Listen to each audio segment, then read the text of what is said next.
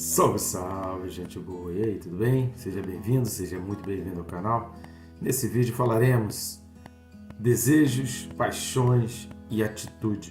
O que isso tem a ver? Vamos até o final.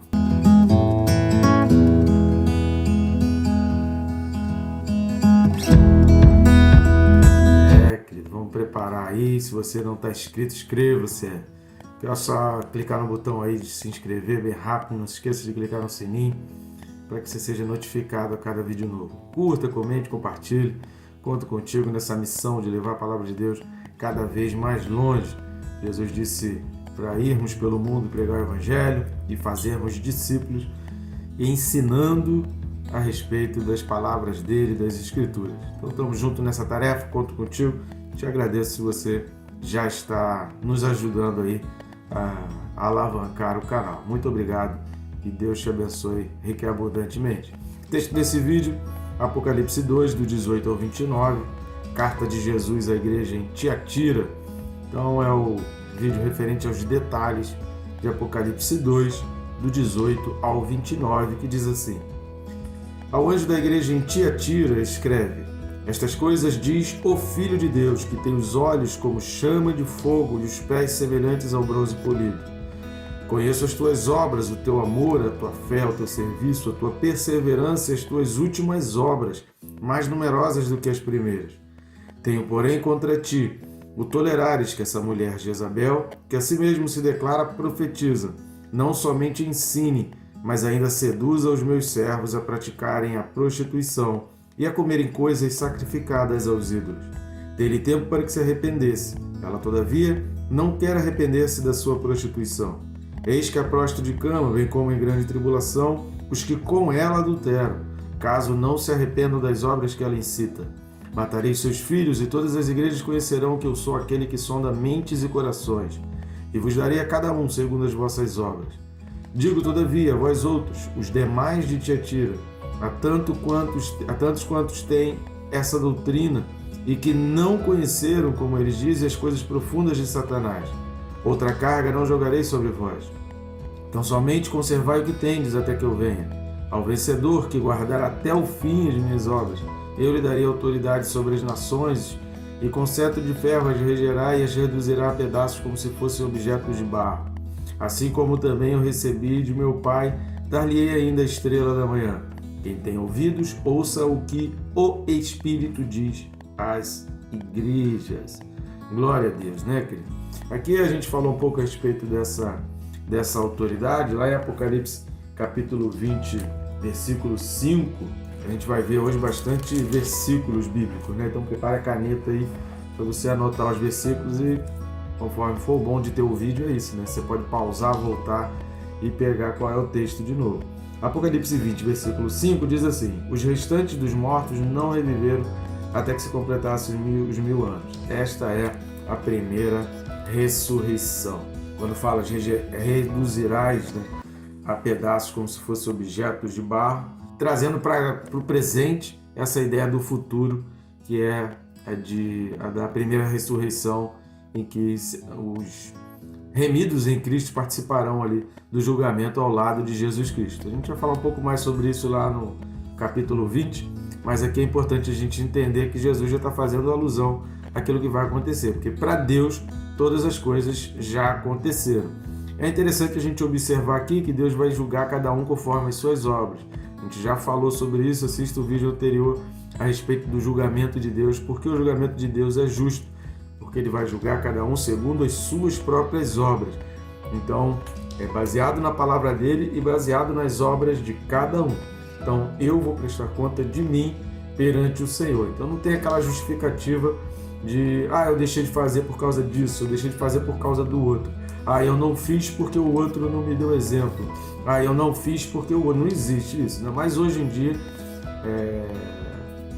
não tem desculpa para você não aprender o certo, não tem desculpa para você não entender o que é o correto. Se ouve um vídeo de alguém dizendo que Deus não é leal, você fala assim, peraí, cara, esse cara está falando, deixa eu pesquisar o que a Bíblia fala, deixa eu pesquisar lealdade, leal, deslealdade na Bíblia e ver os textos bíblicos que falam a respeito desse assunto. É bem rápido isso aí, você não vai gastar mais de meia hora nessas pesquisas aí, tanto no Google quanto em qualquer aplicativo da Bíblia. Então aí você já vai confrontar e vai ver que a pessoa está mentindo, que a pessoa está falando de uma heresia, e um tremendo erro morfológico, sintático, teológico e lógico.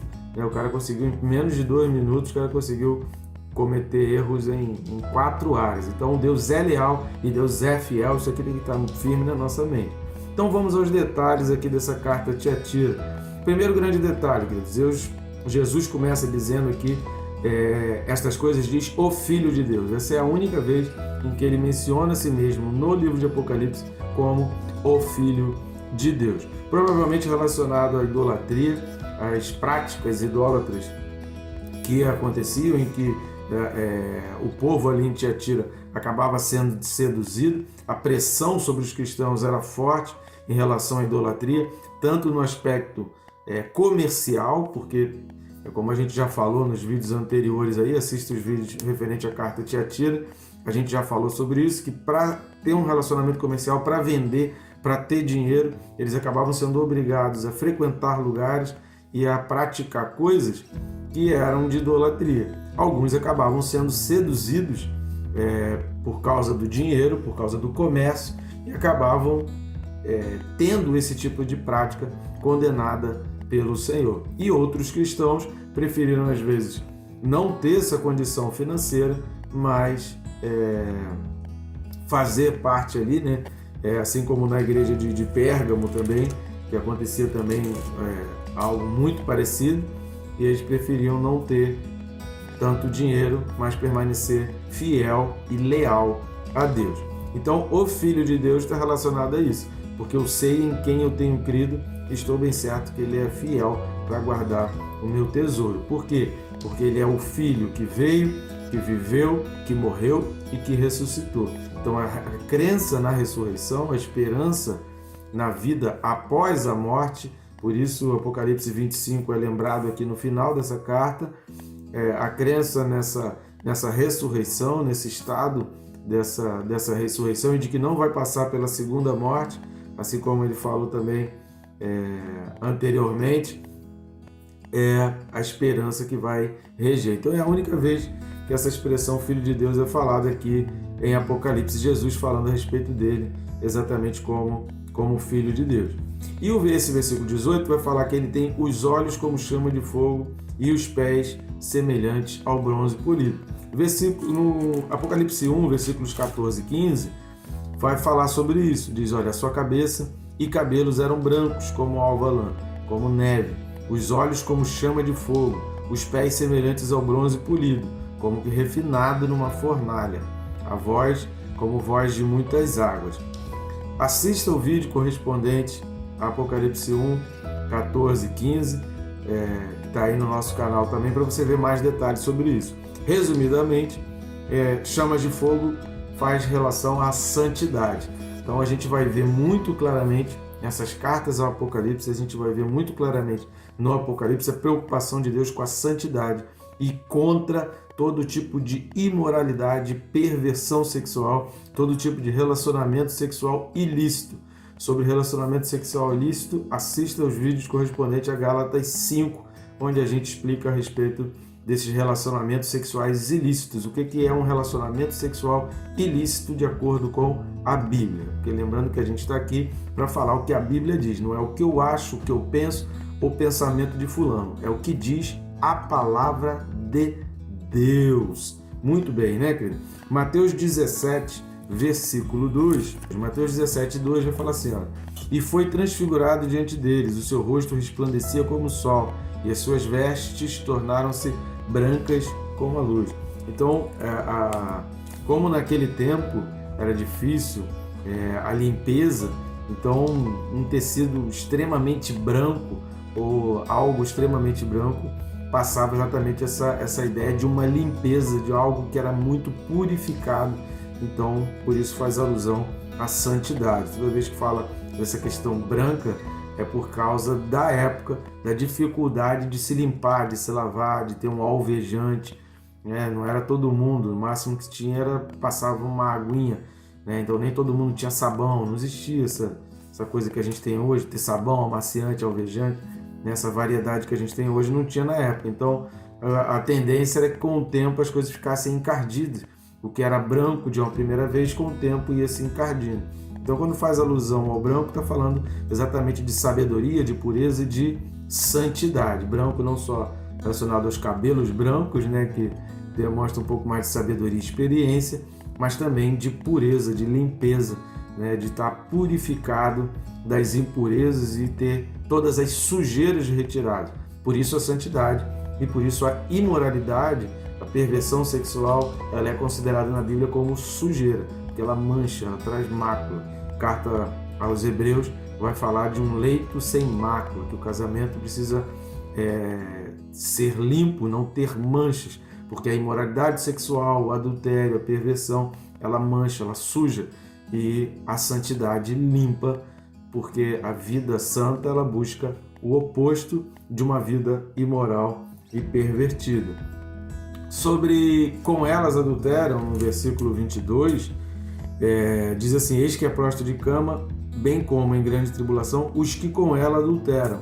Repare que Jesus aqui, Deus ele está repreendendo tanto a Jezabel, tanto aqueles que seduzem, quanto os que são seduzidos.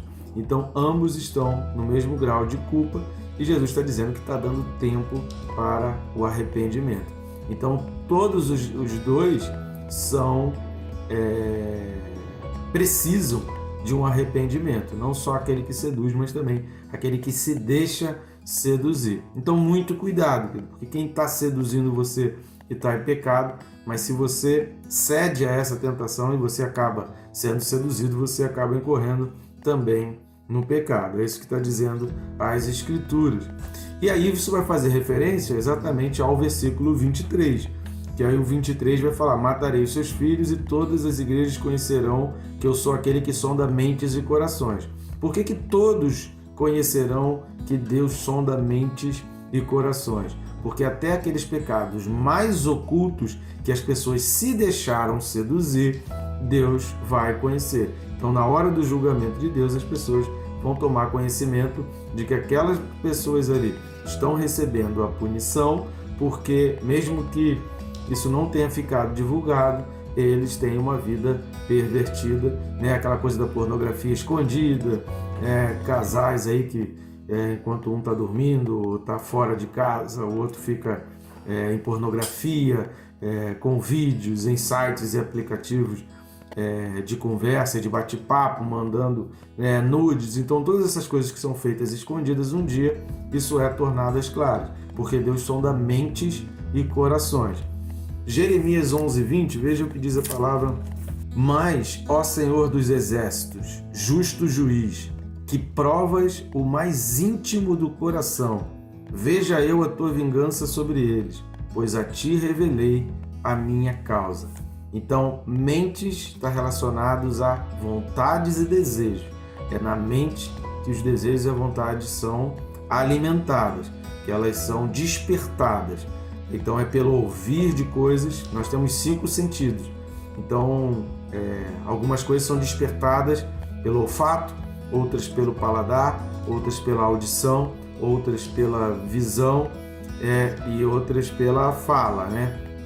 Então, audição, visão, olfato, né? Fala e o tato, né? Perdão, e o tato. Então, são 5 sentidos que nós temos. Então, sentimentos e desejos, eles são despertados em um desses 5 sentidos. Por isso, você precisa vigiar em todos os 5 sentidos. Cuidado com o que você come ou fala, cuidado com o que você ouve, cuidado com o que você vê, cuidado com o cheiro, às vezes o perfume é utilizado muito nessa questão de sedução, e cuidado com toques, cuidado com aproximações, cuidado ao encostar, porque isso desperta desejo. Então, os desejos e vontades, eles estão na tua mente. E o coração? O coração é onde o desejo e a vontade que penetrou na tua mente através de um dos 5 sentidos, ele gera uma paixão, ou ele gera um sentimento, ou ele gera uma inclinação. Então é no coração que você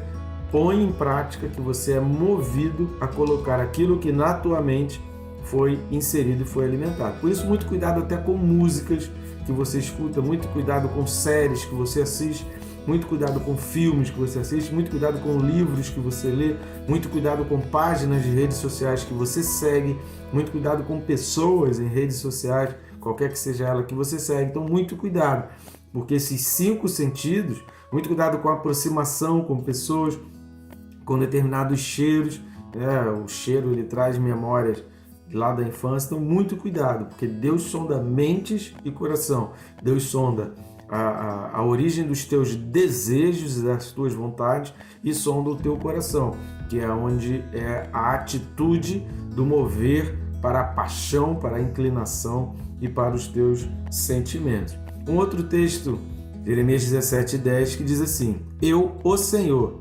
esquadrinho o coração, eu provo os pensamentos, e isto para dar a cada um segundo o seu proceder, segundo o fruto das suas ações.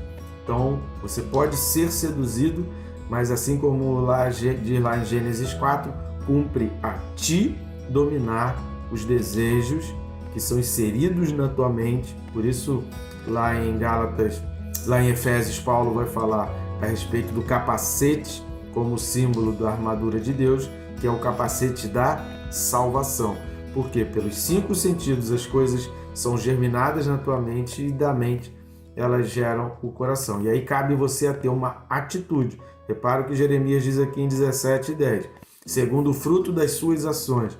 Então, você pode ser seduzido, mas você pode ter uma atitude no sentido contrário. Você pode ser seduzido, mas você precisa ter uma atitude de repreender, de permanecer firme na fé e não na sedução. Um outro texto, Romanos, capítulo 8, versículo 27. Romanos 8, 27 diz assim: E aquele que sonda os corações sabe qual é a mente do Espírito, porque segundo a vontade de Deus é que ele intercede pelos santos. Está difícil a situação? Você está tentando fugir, você não está aguentando, você está evitando música, você está evitando, mas mesmo assim há uma tentação forte, há algo que está pressionando você. Clame, porque o Espírito Santo ele conhece isso e ele intercede por nós. Então ore, peça a Deus, que Deus vai, através do Espírito Santo, vai interceder por você e vai te ajudar e vai te fortalecer nessas tentações. Provérbios 21, versículo 2. Provérbios 21, 2 diz assim: Todo o caminho do homem é reto aos seus próprios olhos, mas o Senhor sonda os corações. Você pensa que é reto, mas no teu coração tem aquele desejo, no teu coração você já tem uma inclinação, o desejo que nasceu na tua mente já começou a gerar um fruto pecaminoso no teu coração e você começa a ter uma inclinação. Foi o que aconteceu lá em Gênesis com Eva. O que o diabo fez? Através de 2 sentidos de Eva, através da audição, o diabo mudou a maneira como Eva olhou para aquele fruto. Se você prestar atenção lá em Gênesis 3, você vai ver isso. O diabo semeou através da audição de Eva e conseguiu mudar a visão que Eva tinha. Aliás, mudou pouca coisa, né? Porque a gente percebe pela conversa ali que Eva, na realidade, na resposta dela, Eva já tinha um olhar diferente para aquele fruto. Por causa da cobiça dela, o diabo vem pelo mesmo caminho da cobiça e aí faz essa tentação sobre Eva. Então, através da audição e da visão, Eva foi levada a pecar aquilo dali. Então, algo gerou no seu coração essa atitude de ir lá e pecar. E então, a gente precisa entender, que eu e você precisamos entender, nesse texto aqui, nesses detalhes da carta da igreja de Tiatira, é que as nossas atitudes, elas precisam estar na direção de fazer a vontade de Deus até que Ele venha. Quando que Ele vai vir? Eu não sei, mas a gente precisa viver cada dia como se Ele viesse naquele dia. Você precisa viver hoje, como se Jesus voltasse hoje. Se Ele voltasse hoje, como que está a tua vida diante dele? Então viva sempre nessa expectativa da volta do Senhor 5 minutos depois. Pensa sempre, Jesus pode voltar daqui a 5 minutos. Então eu preciso consertar minha vida agora. Eu preciso ter essa atitude, a inclinação do meu coração precisa estar na direção do Senhor e não na direção daquilo que está me seduzindo. Deus condena tanto o que seduz quanto o que é seduzido. Desejos e paixões, querido, você não está livre que um passarinho sonde a tua cabeça, que faça, que sobrevoe a tua cabeça. Mas você pode evitar que esse pássaro faça ninho, né? Porque aí, de voar até fazer um ninho na tua cabeça, passa pelo campo da tua atitude. Quando fala um dia discursa outro dia, é porque está falando que no meio ali há uma atitude que obedece à voz de Deus ou à voz do mundo. Cumpre a ti dominar, cumpre a ti tomar a decisão correta. E que Deus te abençoe, rica e abundantemente.